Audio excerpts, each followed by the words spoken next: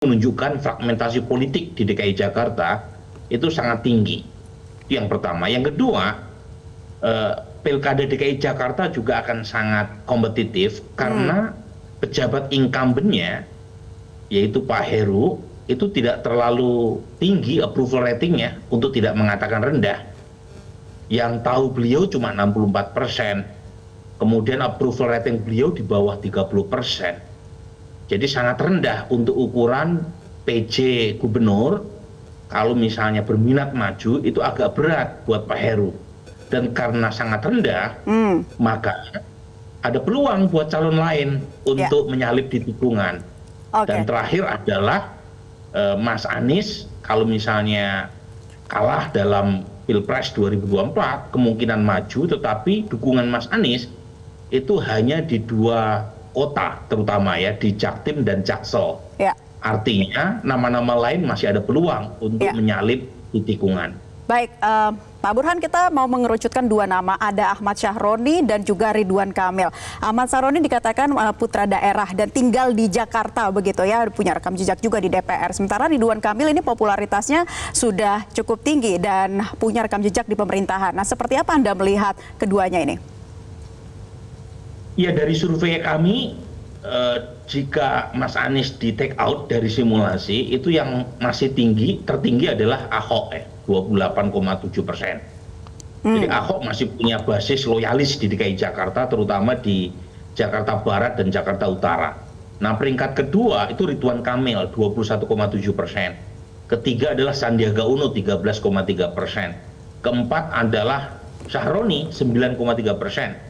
Kemudian ada AHY di peringkat kelima, 6,8%, ada Susi Pujiastuti 3,3%, Risma 2,1%, dan nama-nama lain di bawah 3%. Jadi memang Syahroni ini cukup kompetitif, meskipun belum pernah menjabat di lembaga eksekutif, beliau mendapatkan kisaran 9,3%, mengalahkan banyak nama-nama besar yang lain, bukan hal yang mudah buat seorang Syahroni ya untuk muncul di top 4. Tentu selisih dengan Ridwan Kamil agak lumayan, sekitar 11%. Tetapi jangan lupa Ahmad Syahroni ini tingkat kedikenalannya masih rendah, baru kisaran 55%. Sementara Ridwan Kamil karena mantan gubernur Jawa Barat dan pernah digadang-gadang sebagai bakal calon wakil presiden, tingkat kedikenalannya sudah tinggi. Itu pun elektabilitasnya masih within reach ya, kalau misalnya Bang Roni ingin mengejar ketertinggalannya dengan Bang Ridwan Kamil. Tapi intinya kira-kira tidak ada nama yang dominan. Kan Ahok kalau misalnya disimulasikan secara lebih mengerucut, itu nama Ahok itu tidak bertambah suaranya. Jadi sepertinya memang dia punya loyalis, tetapi loyalisnya itu ya sekitar itu saja, tidak bertambah hingga. Dan Anies masih terus menguat ya, Pak Burhan. Tapi dari hasil Pilpres ini bisa mempengaruhikah komposisi koalisi di Pilgub DKI Jakarta?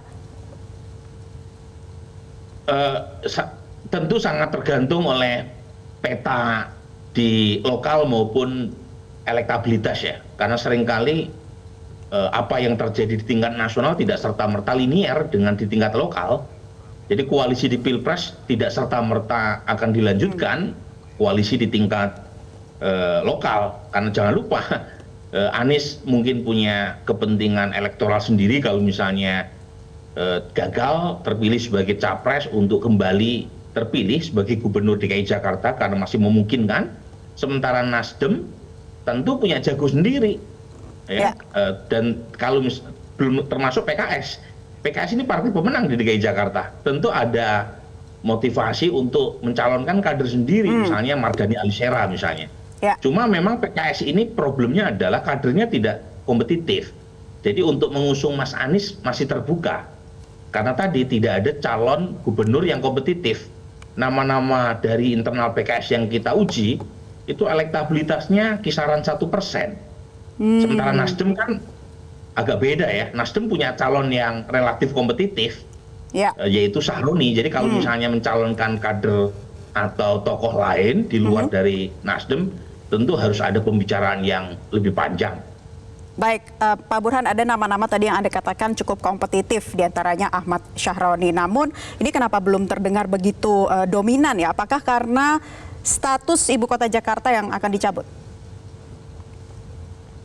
Sebenarnya sudah rame ya, jadi meskipun status DKI Jakarta tidak lagi sebagai ibu kota negara, tapi jangan lupa semua resources, kemudian pusat media, pusat komersial, pusat perdagangan itu ada di Jakarta. Ya, GDP Indonesia itu sebagian besar disumbang oleh Jakarta. Jadi kalau kemudian status sebagai ibu kota negara hilang, tidak serta-merta menghilangkan keseksian Jakarta. Dan itu yang menjelaskan mengapa baliho Ridwan Kamil OTW ke Jakarta nih, itu langsung memantik viral di media sosial dan memantik diskusi di Metro TV. Karena memang seksi Jakarta itu. Dan karena keseksian itu pula, meskipun tidak lagi sebagai ibu kota, masyarakat akan terus menanti siapa orang nomor satu di provinsi ini. Ya, Pak Burhan, kalau Anda melihat ya mengenai baliho dari keduanya, baik juga Ahmad Syahroni maupun Ridwan Kamil ini yang sudah muncul di permukaan begitu, Anda melihatnya seperti apa nih? Kalau RK kan OTW Jakarta, Syahroni jadi apa ya kira-kira? Nah, ini mana sih yang paling menggait respon publik? Ya tentu kita harus tunggu ya, ini kan masih gimmick.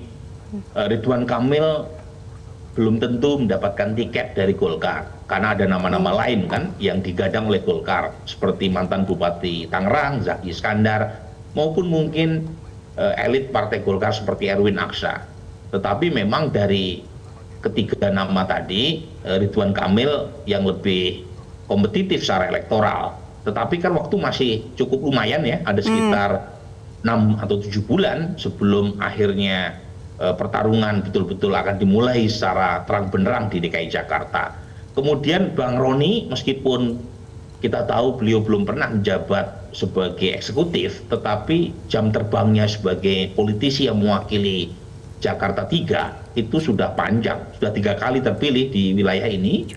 Dan jangan lupa pula dia sangat dekat dengan Anies Baswedan dan pernah menjadi semacam ketua panitia Formula E ya, yang memungkinkan namanya terekspos ya, dan cukup aktif di media sosial. Jadi menurut saya nama-nama ini masih akan mewarnai peta pertarungan dan tentu saja akan sangat ditentukan oleh apakah mereka mendapatkan tiket dari partainya masing-masing atau tidak. Nah setidaknya Ridwan Kamil dan Zaki Iskandar itu sudah dimention oleh Ketua Umum Golkar. Nah sekarang tinggal apakah Nasdem masih meminta Syahroni untuk maju atau tidak, karena kan ada nama lain misalnya seperti Wibi ya, Wibi, tetapi masalahnya adalah Wibi fraksi Nasdem DKI Jakarta ini, Wibi Andrino ini elektabilitasnya masih kecil sekali. Jadi saya kira Nasdem akan menunggu sampai detik akhir pendaftaran, memberi kesempatan buat kadernya untuk meningkatkan popularitasnya, baru di ujung itu baru ditentukan siapa calon gubernur yang akan mereka usung. Jadi ini yang nanti akan mewarnai hari-hari setelah Pilpres, karena pilkada tidak hanya dilakukan di DKI Jakarta tetapi di seluruh wilayah.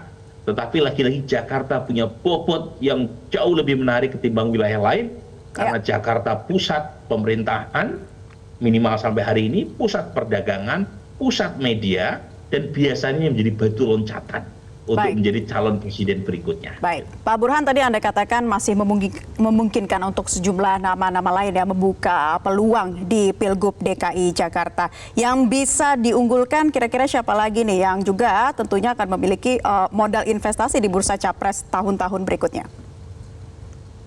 Nah tentu Mas Anies kalau misalnya beliau kalah di Pilpres, kemungkinan besar akan maju lagi di DKI Jakarta. Dan tentu kalau masuk dalam bursa, nama Mas Anies tidak bisa disepelekan. Per hari ini, kalau beliau masuk dalam simulasi calon gubernur, beliau masih nomor 1. Meskipun lagi-lagi tidak dominan ya, di bawah 50%. Artinya masih terbuka kemungkinan buat calon lain untuk menantang kedikdayaan Anies Baswedan. Meskipun kemudian disandingkan dengan Ridwan Kamil, Pak Burhan? mungkin keduanya akan maju melalui kendaraan yang berbeda ya. Jadi kemungkinan Ridwan maju sebagai calon gubernur, Anies maju sebagai calon gubernur, Ya. sementara nama lain membuka kemungkinan sebagai calon wakil gubernur. Jadi menurut Anda Tapi jika jangan Anies lupa, maju lagi, ini elektabilitasnya masih nomor 1 dibandingkan Ridwan Kamil? per hari ini seperti itu. Ya. Cuma lagi-lagi kan kita masih menunggu ya. Ya. Itu kan survei akhir Januari, awal Februari. Tapi lagi-lagi belum dominan. Selisihnya dengan Ridwan Kamil juga tidak jauh. Ya. Kemudian jangan lupa masih ada nama-nama lain yang sedang mengintip di luar. Misalnya Kaisang Pangarep. Ya. Kemudian ada Pak Dudung Abdurrahman, mantan Kasat. Kemudian ada Airin Rahmidiani. Ya.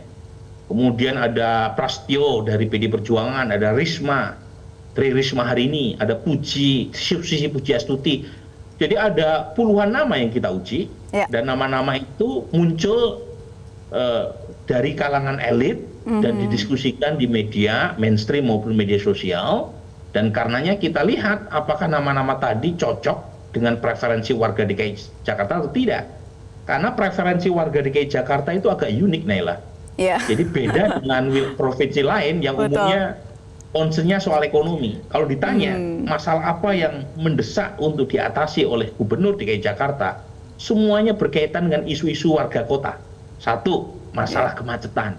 2, penanganan banjir. 3, penanganan kebersihan. Tata kelola sampah, transportasi publik. Beda. Kalau warga provinsi lain kan yang paling atas biasanya sembako, menciptakan lapangan pekerjaan. Di DKI Jakarta unik ya narasinya. Jadi perlu pendekatan khusus, Betul. terutama buat mereka ya yang Ya, masih ya. pengen muncul sebagai calon kuat gubernur DKI Jakarta. Ya, tadi itu adalah sosok yang dibutuhkan di Jakarta ya, meskipun tak lagi jadi ibu kota. Terima kasih sudah bergabung bersama kami, Pak Burhanuddin Muhtadi, di kesempatan Selamat Pagi Indonesia. Selamat beraktivitas kembali. Jelajahi cara baru mendapatkan informasi. Download Metro TV Extend sekarang.